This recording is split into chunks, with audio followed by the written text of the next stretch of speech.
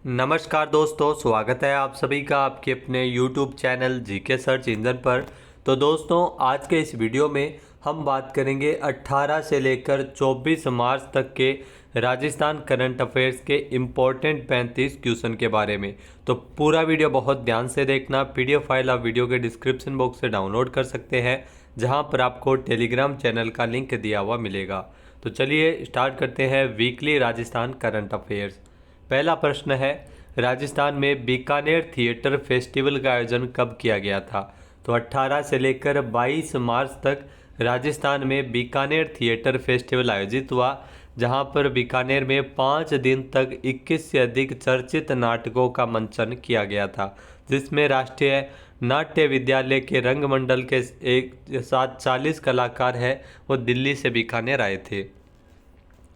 Next question है, हाल ही में लोकसभा चुनाव के लिए पिछले महीने के जारी आंकड़ों के मुताबिक राजस्थान में महिला वोटर्स की संख्या में कितने प्रतिशत की बढ़ोतरी हुई है? तो 9.70% की बढ़ोतरी है वो महिला वोटर्स की संख्या में हुई है। जी हाँ, महिला मतदाता जो पिछली बार 2,32,00,000 थी, जो अब बढ़कर 2,54,70,000 से अधिक हो गई है, यानी 9.70% की बढ़ोतरी है वो महिला वोटर्स की संख्या में हुई है। राजस्थान में लोकसभा चुनाव 2 चरणों में होगा, जिसमें 19 और 26 अप्रैल को लोकसभा चुनाव के लिए वोट डाले जाएंगे। नेक्स्ट है, बीकानेर के राष्ट्रीय उष्ण अनुसंधान केंद्र के किस राज्य की ऊँटनी के दूध में प्रोटीन की मात्रा और मिठास को लेकर अनुसंधान किया जाएगा? तो ये ध्यान रखना, गुजरात की ऊँटनी के दूध में प्रोटीन की मात्रा और मिठास को लेकर जो बीकानेर में राष्ट्रीय उष्ण अनुसंधान केंद्र इस पे शोध करेगी, यानी कि बी ऑप्शन इसका बिल्कुल सही है। राजस्थान की ऊँटनी का जो दूध है जिसमें तीखापन ज़्यादा होता है, जबकि गुजरात की ऊँटनी के दूध में जो प्रोटीन की मात्रा अधिक और मिठास भी इसमें होता है, तो इसको लेकर है वो वैज्ञानिक इसमें शोध करेंगे।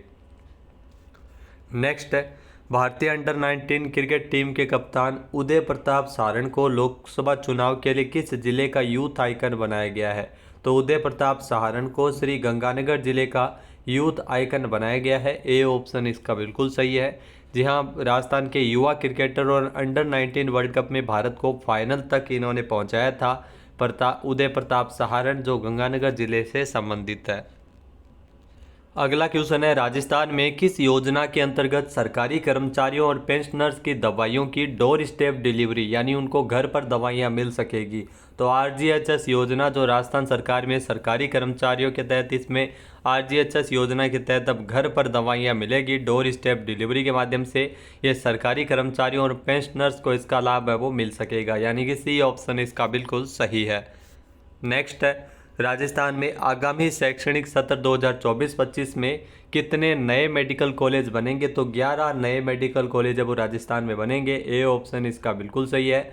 6 निजी मेडिकल कॉलेज और 5 सरकारी मेडिकल कॉलेज है वो राजस्थान में खुलेंगे आगामी शैक्षणिक सत्र 2024-25 में। नेक्स्ट क्वेश्चन है, इलेक्ट्रिक वाहनों की खरीद में राजस्थान का कौन सा स्थान है? तो इलेक्ट्रिक वाहनों की खरीद में राजस्थान का 14वां स्थान है। राजस्थान इलेक्ट्रिक वाहनों की खरीद में 14वें स्थान पर है। और राजस्थान में ध्यान रखना, 2022 के मुकाबले 2023 में इलेक्ट्रिक वाहनों की खरीद में 0.7% की ग्रोथ भी हुई है। नेक्स्ट क्वेश्चन है, देश का सबसे बड़ा डंपिंग यार्ड राजस्थान में कहाँ बन रहा है? तो देश का जो सबसे बड़ा डंपिंग यार्ड है ये किशनगढ़ में बनाया जा रहा है, अजमेर में, यानी कि सी ऑप्शन यहाँ पर बिल्कुल सही है। डंपिंग यार्ड जो अजमेर के किशनगढ़ में तकरीबन 535 बीघा क्षेत्र में ये न्यू डंपिंग यार्ड विकसित हो रहा है। डंपिंग यार्ड मूल रूप से हम ये कह सकते हैं कि जो किशनगढ़ में पहाड़ियों के बीच कूड़ा करकट डालने वाला, जो संगमरमर के पत्थर के काटने के बाद जो पाउडर निकलता है उसे वहां पर डाला जाता है, जिसे ये आइसलैंड की तरह ये लग रहा है डंपिंग यार्ड जो किशनगढ़ में बन रहा है। नेक्स्ट क्वेश्चन है, राजस्थान में महिला क्रिकेटरों को दिया जाने वाला जो सर्वश्रेष्ठ महिला क्रिकेटरों के लिए पुरस्कार है वो दिया जाता है।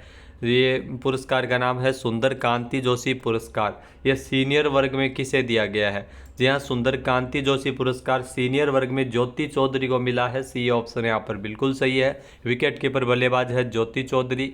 जूनियर वर्ग में इस बार नहीं दिया गया, जबकि सब जूनियर वर्ग में वृंदा शर्मा वरिंदा शर्मा जो सलामी बल्लेबाज है, इनको सब जूनियर वर्ग में दिया गया है। इसके अलावा लाइफ टाइम अचीवमेंट अवार्ड भी पहली बार सीता भार्गव को, राजस्थान की सीता भार्गव को, जो 70 के दशक में भारतीय टीम से क्रिकेटर है सीता भार्गव, जिनको लाइफ टाइम अचीवमेंट अवार्ड मिलेगा। अगला क्वेश्चन है, राजस्थान के जिन गांवों में 1857 की क्रांति का आंदोलन हुआ था वहां पर स्मारक बनाए जाने की घोषणा किसके द्वारा की गई है?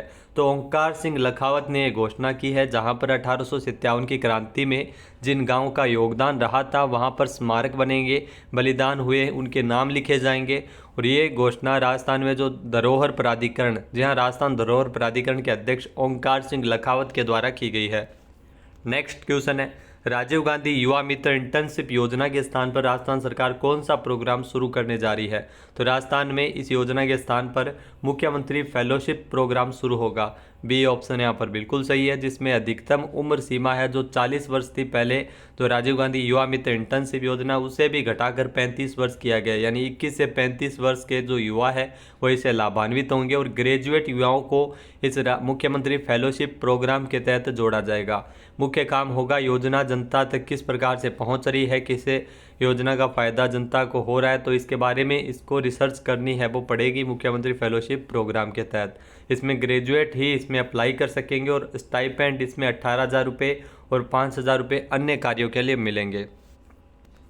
नेक्स्ट है, राजस्थान में Rajiv Gandhi scholarship for academic excellence योजना में कितने प्रतिभावान छात्र छात्राओं को विदेश में पढ़ाई के लिए भेजा जाएगा? तो इसमें 300 छात्र छात्राओं को विदेश में पढ़ाई का अवसर मिलेगा।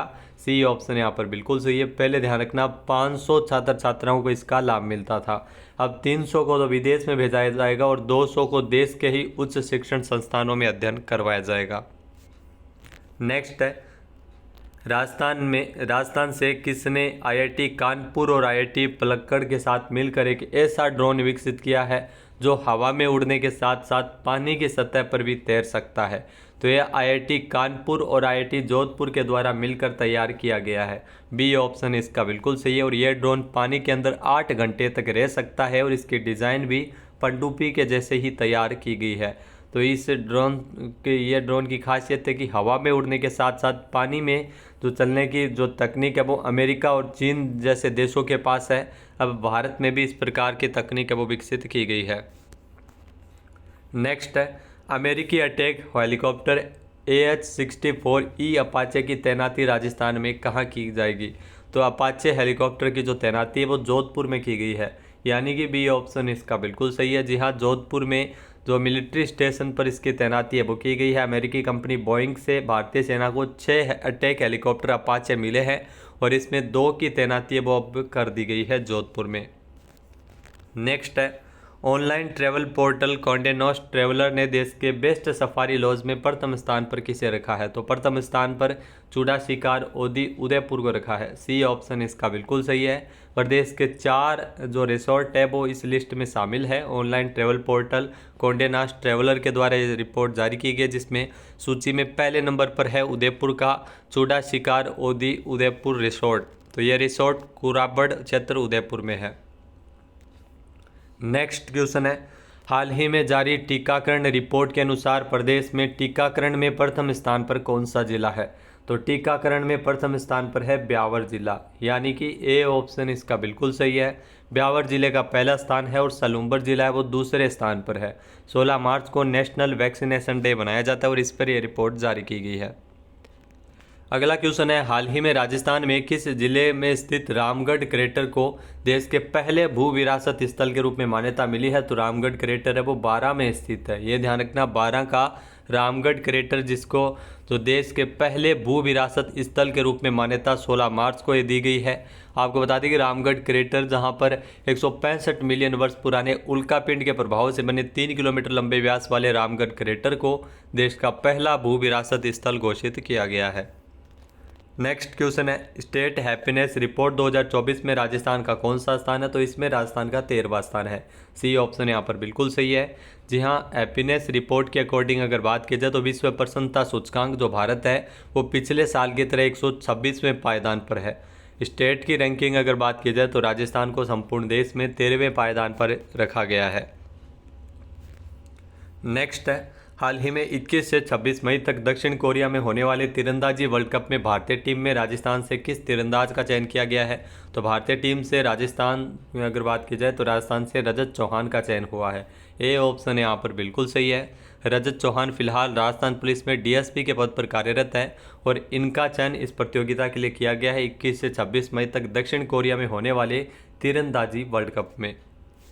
नेक्स्ट है, राजस्थान में किस जिले की बैडमिंटन खिलाड़ी हिमानी पूनिया ने मास्टर्स नेशनल बैडमिंटन प्रतियोगिता में खिताब जीता है? तो हिमानी पूनिया जयपुर की रहने वाली है, जिन्होंने 40 वर्ष से अधिक आयु वर्ग के लिए जो प्रतियोगिता 20 मार्च को हरियाणा के पंचकुला में हुई थी, इन्होंने महाराष्ट्र की अदिति को हराते हुए ये खिताब जीता है। नेक्स्ट है, हाल ही में राजस्थान निर्वाचन विभाग के द्वारा नवाचार करते हुए डाक मत पत्रों यानी पोस्टल बैलेट के लिए कौन सा पोर्टल तैयार किया है? जहां निर्वाचन विभाग की ओर से जो डाक मत पत्रों के लिए पोस्टल बड्डी है वो पोर्टल तैयार किया गया है। बी ऑप्शन यहाँ पर बिल्कुल सही है, ये नवाचार किया गया है। कोई भी मतदाता न छूटे के अभियान के सार्थक करते हुए इस पोर्टल के माध्यम से अति आवश्यक सेवाओं में जुटे हुए कर्मचारी, होम वोटिंग के लिए पात्र बुजुर्ग आदि से संबंधित जानकारी है वो आसानी से इसमें ली जा सकती है। नेक्स्ट क्वेश्चन है, राजस्थान का तीसरा सबसे बड़ा पक्षी अभयारण्य कहाँ विकसित किया जा रहा है? तो ये जयपुर में विकसित किया जा रहा है। ए ऑप्शन यहाँ पर बिल्कुल सही है। जयपुर में नेवटा पक्षी अभयारण्य है जो 8 करोड़ रुपए की लागत से राजस्थान का तीसरा सबसे बड़ा पक्षी अभयारण्य विकसित किया जा रहा है। वहीं अगर बात की जाए तो पहला कौन सा है? तो केवलादेव पक्षी अभयारण्य जो भरतपुर में स्थित है। नेक्स्ट है, हाल ही में राजस्थान के किस पत्रकार को दूसरी बार देश के प्रतिष्ठित Ramnath Goenka excellence in journalism award प्रदान किया गया? तो ये आनंद चौधरी को पुरस्कार मिला है। वरिष्ठ पत्रकार है राजस्थान से। इनको प्रधानमंत्री आवास योजना में अनियमितताओं को लेकर खुलासे करने के लिए पुरस्कार है वो सड़क परिवहन और राजमार्ग मंत्री नितिन गडकरी के द्वारा नई दिल्ली में दिया गया था। नेक्स्ट है, हाल ही में जारी एक रिपोर्ट के अनुसार राजस्थान में प्रति व्यक्ति इलेक्ट्रॉनिक कचरा यानी ई कचरा के उच्चतम उत्पादक जिला कौन सा है? तो इसमें कोटा है जहां पर ई कचरे का जो उत्पादन है वो सबसे ज़्यादा होता है। ए ऑप्शन यहाँ पर बिल्कुल सही है। कोटा कोचिंग सिटी है तो यहाँ पर जो कंप्यूटर से संबंधित या अन्य जो ई कचरा शैक्षणिक संस्थानों के द्वारा भी फैलाया जाता है, तो ई कचरा के अधिकतम उत्पादन में कोटा जिला है वो शीर्ष स्थान पर है। नेक्स्ट है, हाल ही में के बिड़ला फाउंडेशन के द्वारा 33वां सरस्वती सम्मान किसे मिला है? जी हाँ, ये पुरस्कार प्रभा वर्मा को दिया गया है। सी ऑप्शन यहाँ पर बिल्कुल सही है। के बिड़ला फाउंडेशन के द्वारा इनकी काव्य कृति रौद्र साहित्यम के लिए पुरस्कार है वो दिया गया है। जहाँ सरस्वती सम्मान की स्थापना 1991 में हुई थी और इसमें 15 लाख रुपए की प्रोत्साहन राशि के बिड़ला फाउंडेशन के द्वारा दी जाती है। और प्रभा वर्मा, ध्यान रखना, ये मलयाली लेखक है। नेक्स्ट है, राजस्थान का कौन सा शहर प्रदूषण के मामले में देश का तीसरा सबसे ज़्यादा प्रदूषित शहर है? तो इसमें हनुमानगढ़ है। और देश का तीसरा तो राजस्थान का तीसरा सबसे ज़्यादा प्रदूषित है। राजस्थान में सर्वाधिक प्रदूषण है और देश में तीसरे स्थान पर है हनुमानगढ़, यानी कि बी ऑप्शन यहाँ पर बिल्कुल सही है। और विश्व का सबसे ज़्यादा प्रदूषित शहर है वो बेगूसराय है बिहार में। तो वायु प्रदूषण के मामले में भारत स्विस कंपनी के एक्यूआई लिस्ट में अगर बात की जाए तो देश के 83 शहर है वो टॉप 100 में शामिल है। नेक्स्ट है, राजस्थान में किस जिले की ग्राम पंचायत मुंजासर को आईएसओ प्रमाण पत्र से नवाजा गया? तो फलोदी की जो ग्राम पंचायत है मुंजासर, जिसे आईएसओ प्रमाण पत्र दिया गया है, यानी कि बी ऑप्शन यहाँ पर बिल्कुल सही है। जहाँ ग्रामीण विकास में उत्कृष्ट कार्य करने पर फलोदी जिले के ग्राम पंचायत मुंजासर सरपंच को 17 मार्च को आईएसओ प्रमाण पत्र से नवाजा गया। तो ये प्रदेश की पहली और एकमात्र ऐसी ग्राम पंचायत है जिसे आईएसओ प्रमाण पत्र मिला है।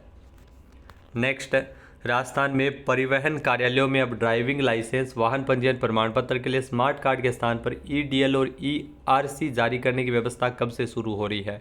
तो 1 अप्रैल 2024 से इस व्यवस्था की शुरुआत की जा रही है। यानी जो नई व्यवस्था में अब जो नए ड्राइविंग लाइसेंस और वाहन पंजीयन प्रमाण पत्र है वो इलेक्ट्रॉनिक फॉर्मेट में हम डाउनलोड कर सकते हैं। और इसके लिए सरकार की ओर से जो 200 रुपये का जो स्मार्ट कार्ड जो पहले जारी किया जाता था उसे अब उसमें भुगतान है वो नहीं करना पड़ेगा।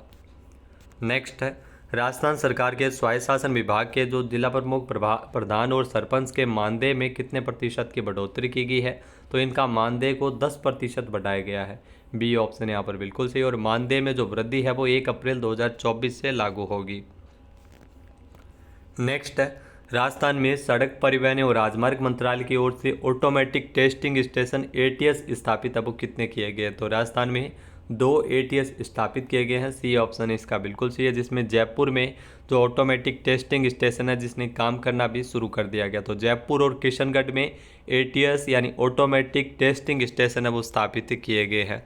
इसके तहत अगर बात की जाए तो सड़क परिवहन और राजमार्ग मंत्रालय की ओर से 12 सितंबर 2023 को एक नोटिफिकेशन जारी हुआ था और इसमें जो राजस्थान के अब 83 फिटनेस सेंटर वो 1 अक्टूबर से बंद हो जाएंगे, क्योंकि 2 ऑटोमेटिक टेस्टिंग स्टेशन इसकी जगह कार्य करेंगे। नेक्स्ट है, हाल ही में जारी एक रिपोर्ट के अनुसार शाकाहारी खाने के मामले में राजस्थान का कौन सा स्थान है? तो शाकाहार में राजस्थान प्रथम स्थान पर है।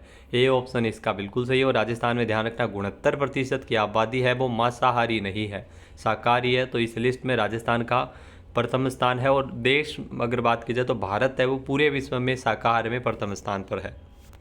नेक्स्ट है, राजस्थान की जो राजधानी कहाँ पर जल्द ही धातु से बनी मूर्तियों का म्यूजियम स्थापित होगा? तो जयपुर में राजधानी में ये म्यूजियम स्थापित होगा। बी ऑप्शन यहाँ पर बिल्कुल सही है। जहाँ पर मेटल से बनी मूर्तियों की आर्ट गैलरी है वो जयपुर में स्थापित की जाएगी। नेक्स्ट है, राजस्थान में तकनीकी शिक्षा के क्षेत्र में नवाचार एवं उपलब्धियों के लिए लाइफ टाइम अचीवमेंट अवार्ड से किसे सम्मानित किया गया? तो ये पुरस्कार मिला है प्रोफेसर एस के सिंह को। बी ऑप्शन यहाँ पर बिल्कुल सही है। जो राजस्थान तकनीकी विश्वविद्यालय आरटीयू के कुलपति है प्रोफेसर एस के सिंह, इनको तकनीकी शिक्षा के क्षेत्र में नवाचार एवं उनके अकादमिक उत्कृष्टता योगदान को देखते हुए पुरस्कार है वो दिया गया है। अगला क्वेश्चन है, हाल ही में किस राज्य सरकार के द्वारा बांध, नहर एवं जल की जानकारी के लिए पहला समर्पित पोर्टल लॉन्च किया गया? तो राजस्थान में इस पोर्टल को लॉन्च किया गया है।